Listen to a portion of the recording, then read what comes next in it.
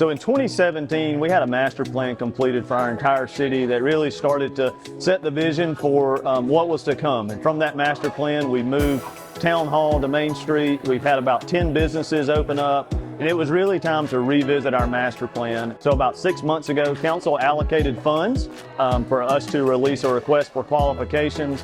And we were blessed to select Bolton and Mink out of their Greenville office to lead this project and lead us through the visioning process, the branding process, for what we can look forward to for the next 10 years and beyond in West Pelzer.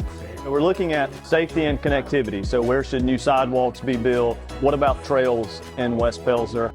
We're also looking at river access. About a year ago, Town Council signed a long-term lease on property along the Saluda River. So we're going to build a park along the Saluda River. We have water recreation funds to do that with. The other things that we're looking at is just expansion of the town. What other services can local government offer? What new businesses do we need in West Pelzer to, again, increase quality of life? And then ultimately, what does growth look like? We know that growth will come from the Powdersville, Piedmont, and Greenville areas. What does it look like for West Pelzer? Do we annex those properties in? Do we supply services to them? So we're looking at kind of a holistic approach for the future of the town. To receive more information, we have a Text My Gov app where you can download information about West Pelzer and you can receive text updates about the plan and how to comment. Today is our first public engagement. So we've got a survey, we've got some little stations that folks can move through and provide us feedback. And so that process will also help inform the zoning ordinance updates. One of the key ones that we've just heard from our steering committee and also the public today is the importance of community and holding on to that cozy aspect that West Pelzer has. You know, being able to walk down the street, know your neighbor.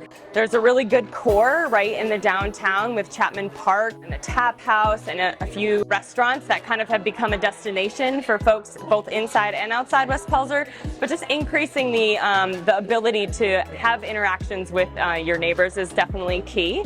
Planning is so much fun, but where does the digging in the ground actually happen?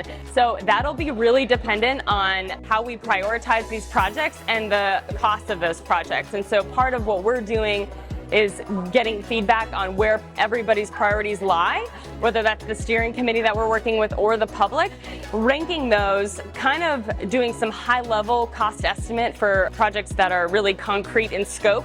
And then it's really getting creative with funding. You know, West Pelzer has been really thoughtful with their public-private partnerships and getting creative with how they get the job done with projects. So the Municipal Center right across the street is a really good example of leveraging different funding sources, and so we're going to help identify potential grants also for some of these projects, maybe a local grant funding source, state, or all the way to the federal level.